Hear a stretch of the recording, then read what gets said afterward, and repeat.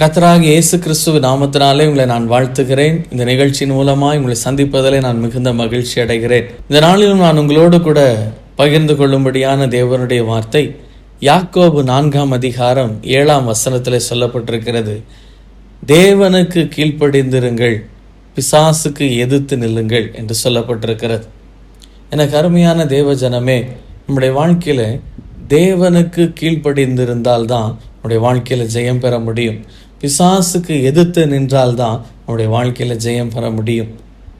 பிசாசுக்கு எதிர்த்து நிற்கிறது அது எப்படிப்பட்ட காரியம் என்று சொன்னால், இயேசு கிறிஸ்து இந்த உலகத்தில் வந்தபோது அவரோடும் பிசாசானவன் போராடினான்.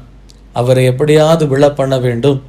அவருடைய வாழ்க்கையில பிதாவின் நோக்கம் அவருடைய வாழ்க்கையில நிறைவேறக்கூடாது என்பதற்காக எவ்வளவு தந்திரமாய் போராட முடியுமோ அவன் போராடினான். அப்பொழுது இயேசு கிறிஸ்து வேத வசனத்தினாலே, வார்த்தையினாலே பிசாசை ஜெயித்தார் என்று சொல்லப்பட்டிருக்கிறது. இன்றைக்கு அநேக மக்களுடைய வாழ்க்கையில வேதத்தை வாசிக்கக்கூடிய பழக்கமே கிடையாது. இந்த வேதத்தை நாம் அறியாததுனாலே பிசாசானவன் தந்திரமாய் நம்மோடு போராடி மாயையான காரியங்களை நமக்கு சொல்லி வீணான ஆலோசனைகளை நமக்கு கொடுத்து நம்முடைய வாழ்க்கையை தடுமாற பண்ணுகிறான். கீழே விழவும் தள்ளிவிடுகிறான். நாம் தோற்றும் போய்விடுகிறோம். எனவே கர்த்தருடைய சமூகத்தில் இந்த நாளிலே சொன்ன அந்த வார்த்தையை கேட்டு, ஆண்டவரே, இனி நான் சரிவர வேதத்தை வாசிக்க ஒப்பு கொடுக்கிறேன்.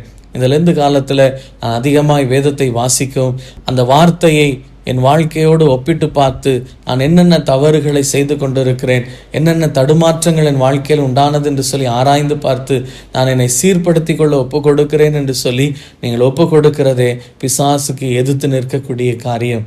அது உங்கள் வாழ்க்கையில் நிச்சயமாய் ஜெயத்தை கொடுக்கும். தேவன் சொல்லக்கூடிய இந்த வார்த்தை தான் நீங்கள் தேவனுக்கு கீழ்ப்படியும்படியான கட்டளை. நீங்கள் வேதத்தை வாசிங்க, நிச்சயமாய் பிசாசுக்கு எதிர்த்து நின்ற ஜெயம் பெற தேவன் உங்களுக்கு கிருபை செய்ய உண்மையுள்ளவராக இருக்கிறார். எங்களை அதிகமாய் நேசிக்கிற அன்பின் பரலோக பிதாவே, உடைய குமாரனாகிய இயேசு கிறிஸ்துவின் நாமத்தினாலே இந்த நாளிலும் உம்முடைய பிள்ளைகள் வாழ்க்கையில உடைய துக்கத்தை சந்தோஷமாய் மாற்றும் அநேக காரியங்களிலே அப்பா சிக்கொண்டு வெளிவர முடியாதபடி தவித்து கொண்டிருக்கிற பிள்ளைகள் வாழ்க்கையில வேதத்தை வாசிக்கவும், அந்த வேதத்தின்படி நடக்கவும், வேதத்தின்படி தங்கள் வாழ்க்கையை சீர்படுத்தி கொள்ளவும், பிசாசுக்கு எதிர்த்து ஜெயம் பெறவும் உடைய பிள்ளைகளுக்கு நீர் கிருபை செய்தரலும் அப்பா. அதிசயங்களை காணப்படும். மீட்பர் இயேசு கிறிஸ்துவின் நாமத்தினாலே ஜெபிக்கிறோம் எங்கள் ஜீவனுள்ள நல்ல பிதாவே, ஆமேன்.